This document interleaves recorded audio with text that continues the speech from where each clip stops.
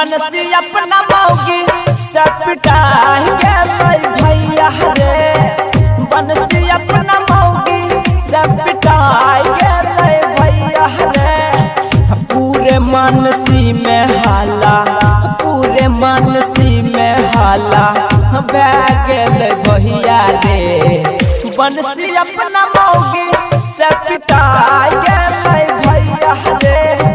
बनसी अपना मौगी से पिटाई गेलै भैया रे।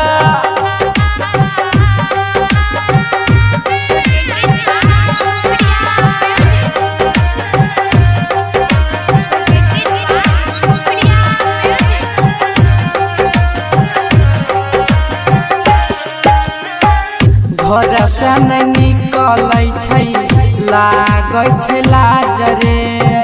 सबके जान गेलै जानलै समाज रे। सबके जान गेलै जानलै समाज रे। घर से नहीं निकलै छै लागै छै लाज रे। सबके जान गेलै जानलै समाज रे। खाई खाई के मौगी वकर, खाई खाई के मौगी वकर मोटाई गेलै भैया रे। बनसी अपना मौगी से पिटाई गेलै भैया रे। बनसी अपना मौगी से पिटाई गेलै भैया रे।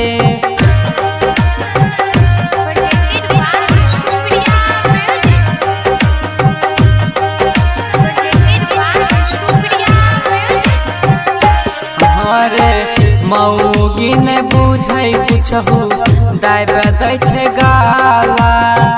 कुछहु जे बोलै बनसी देखबै छै भाला।